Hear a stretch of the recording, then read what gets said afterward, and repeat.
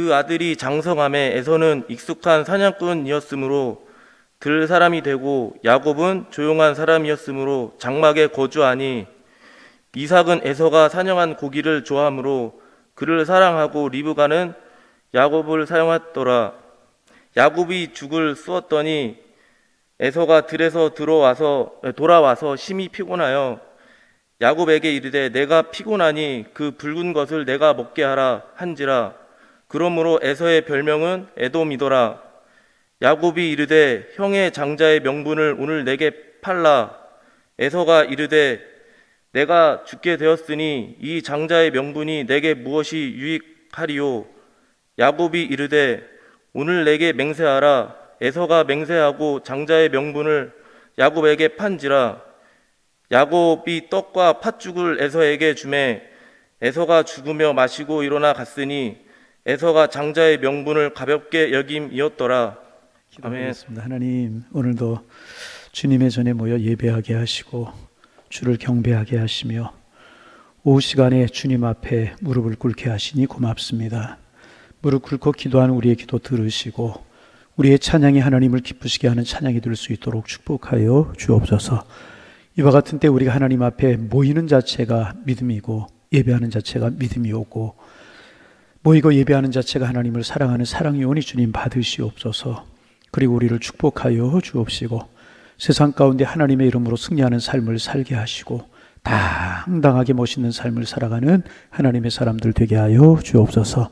팔람선교 회원들을 위해서 기도합니다. 자녀들을 키우고 가정 돌보고 교회에서 봉사하고 또 직장에서 일을 하기에 바쁘고 분주하고 벅찰 때가 많이 있을 줄로 아는데 감당할 수 있는 지혜 주시고 능력 주시고 믿음을 허락하여 주셔서 사회생활 속에 앞서가게 하시고 회사에서 인정받고 사랑받게 하시며 좋은 남편, 좋은 아빠 되게 주님 인도하여 주시옵시며 좋은 신앙인들로 주님 앞에 서게 하셔서 있는 것마다 복의 근원이 되는 사명을 잘 감당하는 남선교 회원이 될 수 있도록 주님 축복하여 주옵소서. 건강하게 하시고 평안하게 하시고 신앙생활하고 믿음생활함이 자랑거리와 기쁨이 될 수 있는 남성교 회원들 되게 도와주시고 자녀양육하고 삶에서 자리를 잡아가며 힘들고 어렵지만 믿음으로 모여 말씀 나누고 기도하고 교제할 때 행복한 남성교회 될 수 있도록 축복하여 주옵소서. 주님 우리에게 말씀하실 줄로 믿사오며 예수님의 이름으로 기도하옵나이다. 아멘. 코로나 이게 오미크론 이게 이제 지난 주간에 피크가 아니었나 그런 생각이 들어요. 60만이 넘어갔었죠? 그죠? 뭐 이런 얘기 드리면 어떨지 모르 통계상으로 많을 수밖에 없잖아요. 사회적으로 통계 확진자가 늘어가면 우리 교인들도 늘어갈 수밖에 없는 거잖아요. 교인들도 사회생활 속에 살아가는 일원이기 때문에 이제 그래요. 근데 감사한 사실은 거의 다 이제 좀 심한 교우들이 거의 없고 경미하게 지나가는 것 같아서 이제 확진되는 게 감사한 거라고 이야기할 수 없지만은 경미하게 지난 것은 감사하는 것이라고 이야기할 수 있죠. 어느 분이 그런 이야기했다고 그러죠. 아직도 코로나가 안 걸린 사람은 사회생활에 문제가 있는 사람이다 그랬대요. 그만큼 이제 많이 번진다 그런 이야기가 되겠죠. 여러분 뭐 우리가 조심한다고 되는 문제가 아니고 그렇지만 이럴 때 이제 우리가 건강 관리도 잘하고 이럴 때 또 하나님이 우리의 믿음이 어떤 믿음인가를 재어보시고 달아보시는 것 같아요. 우리의 믿음이 하나님 앞에 온전한 믿음이라고 인정받는 우리가 되기를 소망하고 또 확진되어서 교회 못 나오시는 분들 또 힘들어하는 분들 위해서 여러분 위에 기도해 주시기를 부탁을 좀 드립니다. 그래서 오늘 제가 지난 주일날 요즘 이제 이렇게 확진자가 너무 들어가서 지난 주일날 이틀 제가 대신방을 목요일날 하루가의 대신방을 중단해 있어요. 조금만 이게 가라앉으면 할까 이제 그런 생각이 들고 그 대신에 바빠요. 이렇게 확진되었다는 분들 부목사님들 통해서 제게 올라오면 전화해서 기도하고 어제 설교 준비를 하는데 종일 통을 기도하는 것 같아. 이제 뭐 생각보다는 많지 않고 그래서 오늘 생각보다는 예배 인원이 좀 적지 않은 것 다행이고 참 우리 교회 교우들이 귀하다 그런 생각이 들어요. 참 예배하려고 애를 쓰시고 신앙생활 하려고 애를 쓰시는 여러분 모습이 귀하고 오후 예배 나오신 여러분들 주님의 이름으로 축복합니다. 은혜의 시간 되시기를 바라고 특별히 이제 팔람선교 회원들 기도 제목이 이루어지고 행복한 가정 이루시기를 바랍니다. 다른 분들은 아멘 하는데 팔람선교는 안 하는 것 같아요. 회장님부터 큰 소리로 아멘을 좀 해. 깜짝이야. 강철 부대가 맞는 것 같아요. 그래서 지금 말씀 나누는 게 자일리톨이라고 하는 껌이 있어요. 여러분 뭐 씹어보시고 그랬을 거예요. 이제 자일리톨이라고 하는 이 껌은 자작나무를 잘게 쪼갠 후에 물을 넣어서 가열을 하면 자일린이라고 하는 물질이 분해되게 되는데 여기에서 이 자일리톨이 나온다고 그래요. 이 기술을 가장 먼저 개발한 나라가 핀란드라고 하는 나라인데 자일리톨은 나무에서 얻어진 당이라고 해서 목당이라고 부르기도 하고 자작나무 설탕이라고 부르기도 이제 합니다. 근데 이 자일리톨이라고 하는 것은 충치의 원인이 되는 이제 뮤탄스균이라고 하는 균이 있는데 저기 나오나요? 발음이 조금 어려워. 뮤탄스균이라고 하는 균이 있는데 이 충치의 원인이 되는 뮤탄스균의 성장을 억제하고 프라그 형성을 감소시켜 주어서 충치를 예방하는 기능이 있다고 이제 그래요. 그래서 자일리톨 껌이 많이 팔린다고 이제 그러잖아요. 그런데 이 자일리톨이 어떻게 충치를 예방하는 기능을 하는가 하면 좀 희한한 일이 이제 있다고 벌어진다고 그래요. 충치균은 당분을 먹고 이렇게 단 것을 많이 먹으면 충치가 많이 생기잖아요. 이 충치균이 당분을 좋아한다고 그래요. 그래서 당분을 먹고 소화해서 배설물로 산을 산출하는데 이 산이 치아를 파괴하는 충치를 발생시킨다는 거예요. 그런데 이 균은 그러니까 충치균을 말하는 것이죠. 이 충치균이 자일리톨이 입에 들어오면 단 거잖아요. 당분이잖아요. 당분인 줄 알고 열심히 먹는다는 거예요. 충치균이. 그런데 자일리톨은 달기는 하지만 여느 당분과 좀 다르다는 거예요. 그 성분이. 그래서 충치균들은 자일리톨을 소화하지 못하고 그대로 배출을 시킨다는 거예요. 소화를 시켜야 되는데 이 충치균이 자일리톨을 소화시키지 못하고 그대로 배출을 한다는 거예요. 그래서 이제 배출된 자일리톨을 다시 먹고 다시 배출시키고 다시 먹고 다시 배출시키고 이제 그런다는 것입니다. 이런 과정을 반복하다 보면 이 충치균은 계속 먹기는 먹는 거예요. 당분을 먹는 거예요. 자일리톨을 먹는 거예요. 그런데 도로 배출하고 소화를 시키지 못하고 도로 배출하고 소화를 시키지 못하니까 영양을 가지지 못하잖아요. 그래서 결국은 영양 부족으로 충치균이 굶어 죽는다는 거예요. 제 이야기가 아니고 이 학자들의 이야기입니다. 말하자면 병균이 굶어 죽는 희한한 일이, 이 단 것을 좋아하는 충치균이 단 것을 먹고 굶어 죽는 희한한 일이 생겨나게 된다는 거예요. 왜? 소화를 시키지 못하기 때문에. 그래서 이 충치균들은 먹고 죽는 그런 일이 생겨나게 된다는 것입니다. 먹고 죽는다는 것은 여러분 우리의 상식과 좀 다르잖아요. 우리는 굶으면 죽고 먹으면 산다, 그렇게 생각하지 않습니까? 그러나 세상에는요, 먹고도 죽는 경우가 의외로 많아요. 잘 들어보세요. 먹고도 죽는 경우가 많아요. 더 충치균만 그런 것이 아니라 사람들에게도 얼마든지 먹고도 죽는 경우가 여러분 있습니다. 여러분 인절미를 먹다가 목에 걸려서, 성화한 사람이 떡을 먹다가 걸려 죽은 사람도 있잖아요. 그런 사람도 있고, 과식을 하다 죽는 사람도 있다고 그래요. 어린아이들은 분별력이 없이 동전을 먹기거나 단추 같은 걸 삼키다가 사고가 나기도 하고, 어른들 중에는 술을 너무 먹다가 술병에 걸리는 사람이 있고, 나중에는 술이 사람을 먹는 경우가 생겨버리고 말지 않습니까? 그런가 하면 제법 성공한 사람들 중에는요, 먹어서는 안 되는 부정한 돈을 받아 먹다가 죽는 경우도 생기지 않습니까? 그러므로 먹는 것이라고 해서 무조건 좋아하면 안 된다는 거예요. 먹는 것들은 모두 배부르게 하는 것들입니다.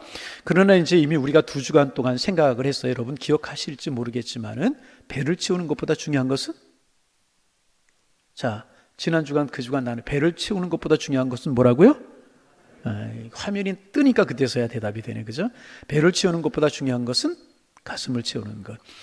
먹다가 죽는 이유는 뭐냐 하면, 배만 채우려고 하다가 가슴을 채우지 못했기 때문에 죽는 거라는. 여러분 부정한 돈 그거 받는 거 배를 채우지만 가슴을 채우는 거 아니잖아요. 그래서 오늘 본문에도 보면 야곱가에서 이삭 뭐 그 가정에 얽힌 그런 이야기인데, 본문에도 먹는 것 때문에 실수하는 2사람이 등장을 합니다. 한 사람은 아버지 이삭이라고 하는 사람이고, 다른 한 사람은 그의 장남인 에서, 그리고 또 뒤에 또 한 사람이 나오는데 야곱, 동생 야곱 이야기가 이제 나옵니다.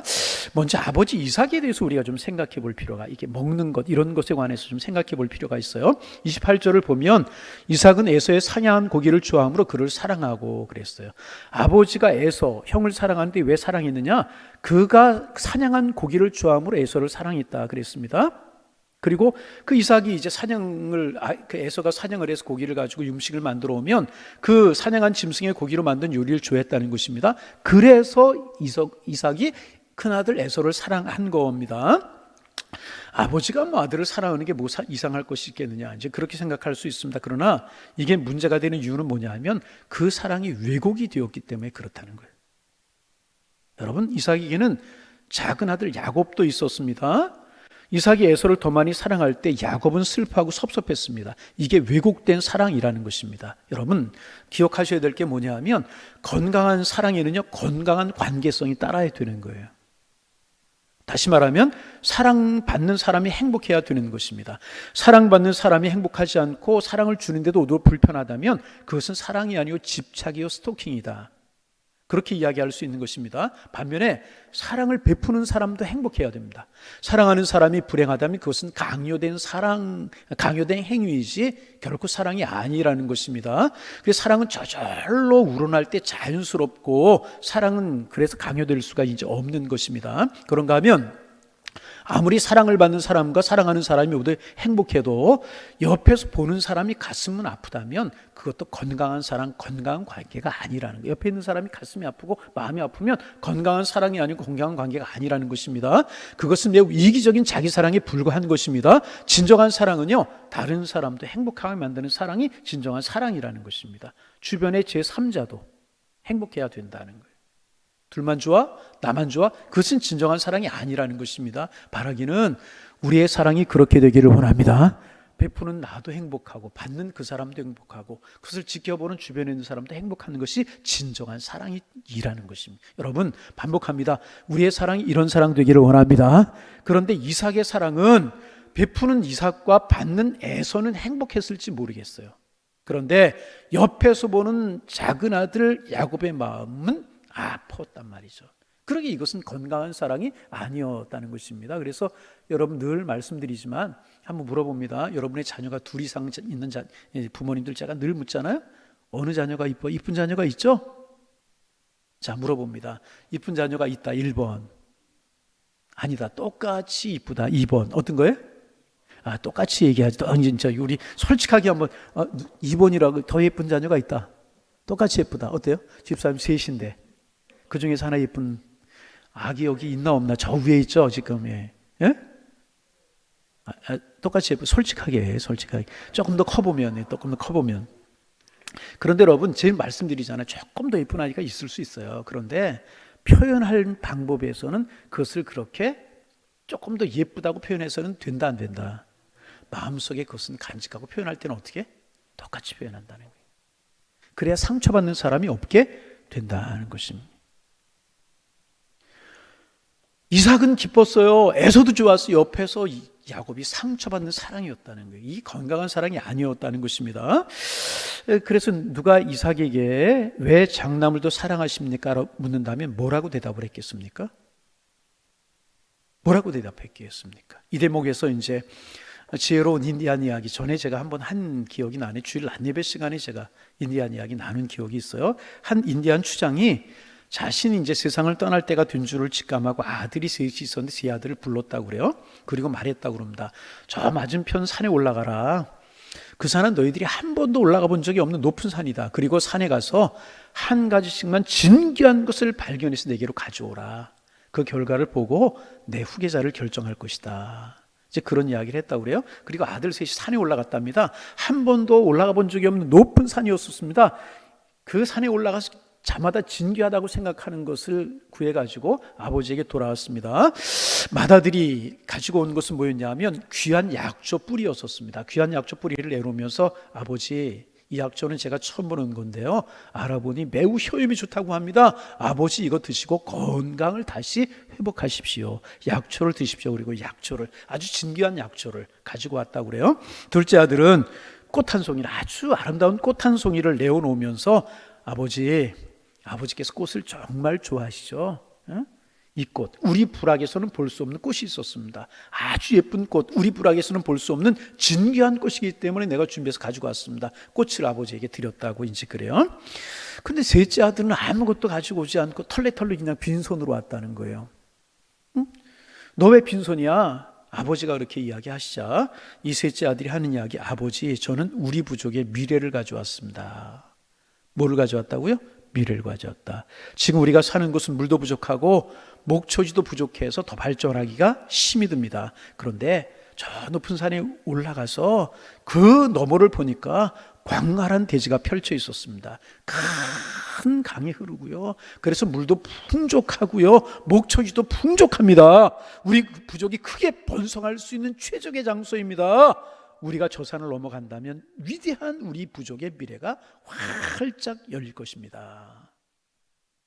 셋째 아들이 그랬다고 그래요? 누가 여러분 아버지의 뒤를 계승할 훌륭한 아들이겠습니까? 말 안 해도 알 수 있는 것 아니겠습니까? 약초지 여러분 마음속에 꽃이지 그래요? 아니잖아요. 셋째 아들이잖아요. 그러나 이삭은 인디안 추장과 달랐어요. 이삭이 뭐가 인디안 추장과 달렸는가? 왜 장남을 사랑했느냐? 왜 에서가 아니고 야곱이 아니고 에서를 사랑했느냐? 이렇게 질문한다는 이삭의 대답은 뭐였어요? 성경에 뭐라고 되어 있어요? 에서가 사냥한 것으로 만든 요리를 좋아했기 때문에. 에서를 사랑했다고 성경이 기록하고 있어요? 여러분, 장남을 사랑하는 이유치고 너무나 유치하지 않습니까? 좋아하는 음식, 고기를 먹을 수 있기 때문이다. 결국 이삭의 이 입맛은 그의 가정에 큰 시련을 가져오게 되지 않습니까? 이삭은 배를 치우는 문제 때문에 실수하고 말아요. 그 문제가 무엇입니까? 그 실수가 무엇입니까? 요리 때문에 생긴 사랑이라면 그 사랑은 더 맛있는 요리를 제공하는 사람이 나타나게 되면 흔들릴 수밖에 없게 되는 것 아니겠습니까? 결국 나중에 늙어서 눈이 어두워진 이삭은 사냥으로 만든 요리가 아닌 집에서 기른 염소 요리에 반하여서 작은 아들 야곱이 장남 에서인 줄로 착각하고 에서에게 베풀 축복을 야곱에게 베푸는 실수를 저질러 버리고 말잖아요. 결국 이 입맛에 따른 고기 문제로 실수를 저질러 버리고 말고 이것이 가정 불화의 시초가 되지 않습니까? 입맛으로 시작된 사랑은 입맛 때문에 실패하게 되었다는 것입니다. 이를 이래서 형 에서가 동생 야곱을 죽이려고 하고 야곱은 형을 피해 요삼친 집으로 지나 20년 동안 도망해야 되는 비극이 그 가정에 발생해버리고 말지 않았습니까? 여러분, 그러면 가만히 다시 거슬러 보세요. 이런 문제, 이 비극의, 이 가정의 불화의 출발이 무엇이었습니까? 배를 치우는 문제, 먹는 문제였다는, 배를 치우는 문제, 고기 문제였었다는 것입니다. 결국 이삭의 가정 안에 발생한 형제가의 불화의 다툼은 먹고도 죽는 것, 이런 문제라고 이야기할 수 있는 것 아니겠습니까? 그러나 만약에 이삭이 배를 치우는 차원이 아니라 가슴을 치우는 차원에서 보았다면 고기를 먹는 재미 때문에 에서를 사랑하는 일도 없었을 것이고요, 그로 인해서 실수하는 일도 없지 않았겠습니까? 가슴을 채우는 차원에서 보았다면 이런 것을 생각했을 것입니다. 누가 우리 가정의 미래를 책임질 것인가? 누가 하나님의 축복의 통로가 될 것인가? 누가 하나님께서 약속하신 축복의 계승자가 될 것인가? 누가 그 가슴에 하나님의 복에 대한 염원을 품고 있는가? 누가 하나님을 우리 가정을 대신해 잘 섬길 수 있는 사람이 되겠는가? 누가 눈앞의 이익보다는 영혼을 사모하는가? 누가 정말 하나님이 세우신 하나님의 사람인가? 이런 거 생각하지 않았겠습니까? 여러분, 만약 이런 기준에서 보았다면 누구를 사랑해야 됐을까요? 장남이 아닌 작은 아들 야곱도 마음에 두어야 됐을 것 아니겠습니까? 여러분, 그렇잖아요. 왜? 야곱이야말로 하나님의 축복을 갈망하는 사람이었기 때문에. 꾀는 있었고 약은 것은 있지만은 하나님을 갈망하는 그 갈망이, 하나님의 축복을 갈망하는 갈망이 야곱에게 있었기 때문이라는 것입니다. 그래서 야곱이야말로 미래에 대한 포부를 품은 사람, 가슴을 치우는 데 관심 있는 사람이었다고 말할 수 있는 것 아니겠습니까? 왜? 하나님의 축복을 사모했기 때문에. 그래서 여기서 우리는 자연히 아버지 이삭 이야기로부터 아들들 이야기로 이제 넘어가게 되는 것입니다. 본 말씀을 보세요. 보면 우리가 잘 아는 말씀, 너무나 잘 아는 말씀이에요. 교회 다닌 지 몇 개월 되는 다 아는 그런 사람이에요. 어느 날 이제 그 사냥을 하러 나갔던 에서가 돌아왔어요. 몹시 지쳤고 시장했어요. 마침 이제 에서가 팥죽을 끓이고 있는 거. 우리로 말하면 이제 형 에서가 운동을 좋아하고 막 거의 축구를 하고 막 열심히 운동하러 돌아왔어요. 근데 집에 와 보니까 동생이 라면을 끓이고 있는 게 라면. 그럴 때 여러분 얼마나 라면이 멋있어 보입니까? 얼굴이 난 라면 싫어합니다, 그런 표정인 것 같은데 라면 저 좋아합니다. 아주 그냥 좋아하는데 마침 야곱이 팥죽을 끓이고 라면을 끓이고 있는 거예요. 에서는 그 냄새 유혹을 이기지 못했어요. 동생에게 팥죽을 요구합니다. 그런데 동생이 희한해요. 조건이 이 팥죽을 주겠다고 하는, 라면을 주겠다고는 그 조건이 아주 희한합니다. 뭐예요? 장자의 명분을 내게 넘기라는 거예요. 팥죽 줄 테니까, 라면 줄 테니까 장자의 명분을 요구하라는 거예요. 참 여러분 희한한 것 아니겠습니까? 네. 팥죽 한 그릇에 장군의 명분을 요구하는 동생은 지독한 사람이라고 하는 생각을 들기도 하지 않습니까? 그런데 그렇게 볼 일만은 아닙니다. 성경은 오히려 지독한 동생 야곱을 책망하기보다는 장자의 명분을 가볍게 여긴 에서를 책망하고 있다는 사실을 기억하셔야 됩니다. 장자권 그거 뭐 팥죽 한 그릇 치사하게 뭐 그런 거 가지고 그래? 이런 야곱보다요 그 장자의 명분을 소홀하게 여긴 에서를 책망하고 있다는 사실 여러분 꼭 기억하실 수 있어야 돼요. 자, 좀 생각해 봅니다. 여러분 장자의 명분이라는 게 뭐예요? 장자의 명분. 여기서 우리가 명분이라고 하는 게 뭔지를 좀 알아야 돼요. 사전적인 의미 화면에 나오지만은 명분의 사전적인 의미는요 사람이 도덕적으로 지켜야 될 도리, 그게 명분이. 다시 명분이 뭐라고요? 이럴 때 화면이 참 도움이 돼요. 그렇죠? 명분이 뭐라고요? 다 같이 한번 해봐. 사람이 도덕적으로 지켜야 할 도리가 명분입니다. 그러면 장자의 명분이라고 하는 건 뭘까요? 큰아들이 지켜야 될 도리라는 거죠. 뭐라고요? 큰아들이 지켜야 할 도리. 그런데 뭐예요? 에서는요 이 장자의 명분을 지켜야 될 도리, 그런 것에 명분에 관심이 없었잖아요. 명분, 지조, 신념 이런 것에는 관심이 없었어요. 배를 치우기 위해서라고 하면 명분도 신념도 버리고 의리도 배반도 지조도 버립니다. 이게 바로 에서의 문제점이었다는 거예요. 장자는 장자의 권리, 명분을 지킬 수 있어야 됐다는 거예요. 그런데 에서는 그런 거 전혀 관심이 없었어요.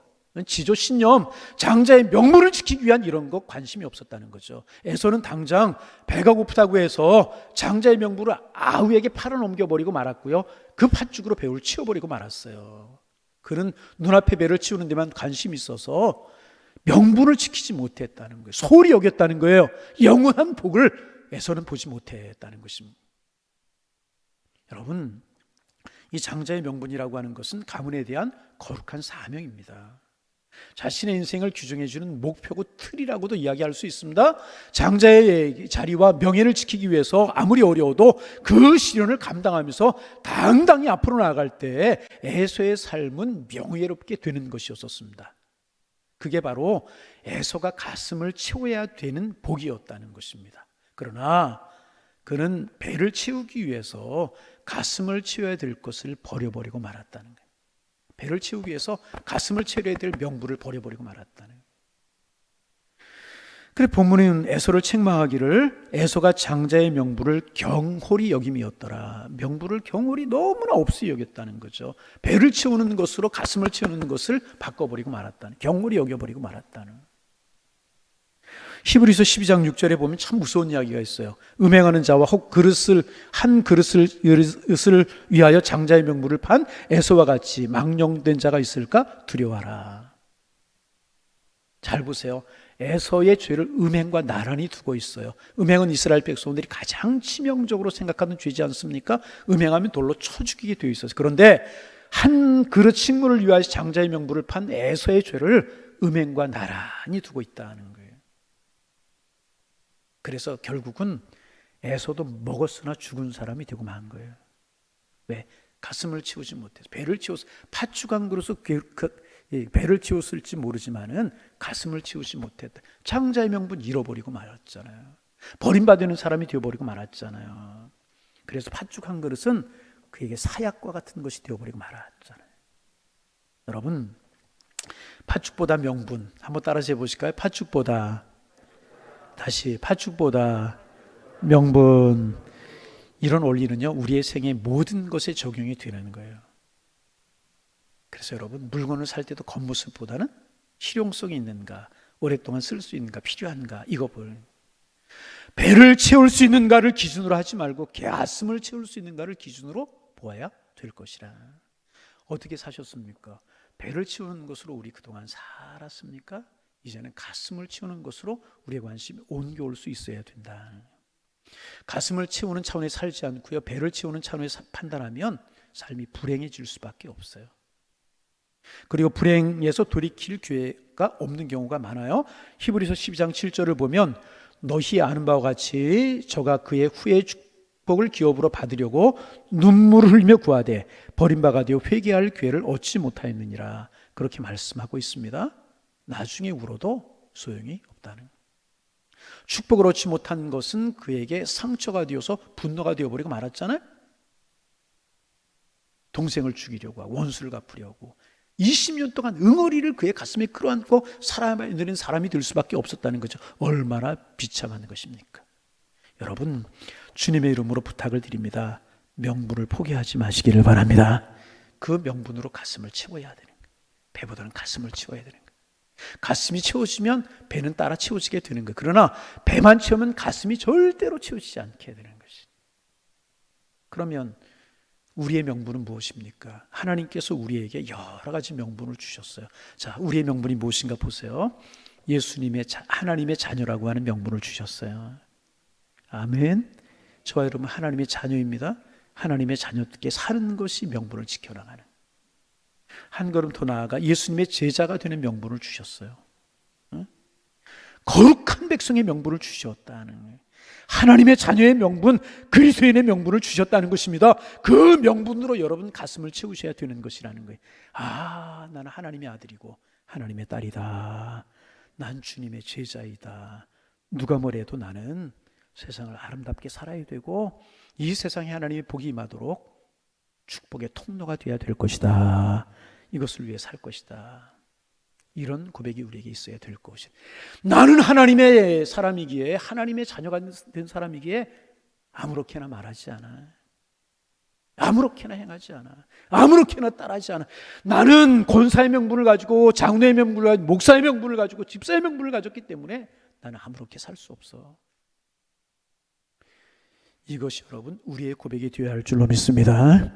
아무리 달콤한 유혹이 온다고 해도요, 예수님의 제자됨의 명분, 하나님의 자녀됨의 명분, 거룩한 하나님의 백성의 명분, 명예, 절대로 우리 팔아넘겨서는 안 될 것이라. 여러분, 하나님의 자녀됨의 이 권세 귀하고 아름다운 것인 줄로 믿습니다. 그것을 지키기 위해서는요, 무엇이라도 포기할 수 있는 용기가 있어야 됩니다. 그것을 지키기 위해 하나님의 자녀됨의 명분, 예수님의 제자됨의 명분, 거룩한 하나님의 백성의 명분, 직분을 가시면 그 직분에 걸맞는 그 명분 지키기 위해서 무엇을 준다고 해도 유혹에 휘말리지 않고 무엇을 준다고 해도 거들떠보지 않는 그런 단호함이 우리에게 있어야 될 것이라. 아멘. 아멘. 그리고 이 하나님께서 우리에게 주신 거룩한 명분, 천국에 이를 때까지 우리가 지킬 수 있어야 된다는. 교회도 마찬가지입니다. 여러분, 저는 우리 교회도 명분을 지키는 교회가 되기를 원합니다. 어떤 명분? 오산의 장자 교회가 되는 명분, 오산의 영혼을 책임지는 교회, 지역사회를 책임지는 교회, 명예롭고 순결한 교회로서의 비전을 우리 가슴에 품어야 될 것이라. 이런 아름다운 것들로 가슴을 채우는 우리 교회가 되어야 될 것이라. 할렐루야. 명분 중요한 거예요. 중요한 거. 여러분, 직분도 소중하게, 그 직분에 걸맞는 명분 지키지 못하면 애서가 되어버리고 마는 거예요. 애서가 되어버리고 말겠어요? 그럼 비참한 인생 살아서 되겠습니까? 아닌 거지. 직분에 걸맞는 명분, 하나님의 자녀됨의 명분, 예수님의 제자됨의 명분, 거룩한 하나님의 자녀됨의 명분 지키듯이 우리가 직분에 걸맞는 명분도 지킬 수 있어야 그것이 복이. 장자는 에서는 장자의 명분을 지키지 못했기에 축복과는 상관없는 사람이 되어버리고 말아. 이제 이삭과 에서 이야기에서 야곱의 이야기로 넘어와 봅니다. 야곱은요, 자신이 태어날 때부터 작은 아들이 되어서 장자의 명분을 가지지 못했음을 안타깝게 여겼어요. 이 말을 다른 말로 바꾸면 내 인생을 지탱하고 인생의 목표가 되어주고 인생을 채워줄 그 무엇인가를 야곱은 그리워했다는 거예요. 그런데 여러분, 여기에서 주목할 것이 있습니다. 무엇인가? 명분은 의무만을 뜻하는 것이 아니라는 거예요. 명분은 의무만을 뜻하는 것이 아니고 명분은요, 지켜야 될 의무인 동시에 복이라는 거예요. 명분은 여러분 의무인 동시에 복이라고 하는 사실을 아셔야 돼요. 명분에는요 엄청난 특권이 따르게 된다는 거예요. 당시 장자가 어떤 특권이 따랐습니까? 가문을 계승하고요, 아버지의 대부분의 모든 재산을 물려받는 특권을 받았다니, 엄청난 특권을 받았다는 것입니다. 다시 말하면 명분을 지키는 사람에게는 그에 따른 큰 축복이 주어지게 된다. 아멘. 의무를 이야기하고 축복이지 하니까 아멘이 안 되는데, 의무가 있지만 그 명분에 따른 축복이 있다는 것입니다. 다시 말하면 목사는 목사에 따른 축복이 있고, 권사는 권사, 장로는 장로, 집사는 집사에 따른 축복이 있다는 거예요. 이 사실을 믿으셔야 된다는 거예요. 의무를 감당할 때 그 축복, 거기에 따른 축복이 주어지게 된다는 것입니다. 야곱은 하나님의 복을 사모했어요. 맏아들에게 돌아갈 사명과 그 복을 간절히 사모했다는 거예요. 그리고 그 복으로 가슴을 치우기를 원했다는 거예요. 여러분 생각해 보세요. 야곱이 장자가 아니라고 해서 당장 굶어 죽어요? 그런 일 없어요. 아버지 이삭은 부자였었어요. 비록 장자는 아니었지만 먹고 살 만큼 물려받을 수 있게 될 것, 가만히 있어도 장자가 아니어도 먹고 살 만큼 물려받을 수 있게 될 것이라는 거예요. 사는데 별 문제가 없을 수 있었다는 것입니다. 그도 배를 채울 수 있었다는 것입니다. 그러나 배를 채우는 게 중요한 것이 아니라 가슴이 채우지 않으면 소용이 없음을 그는 알았다는 거예요. 여러분, 야곱이 얼마나 이 복을 사모했는지 아시잖아요.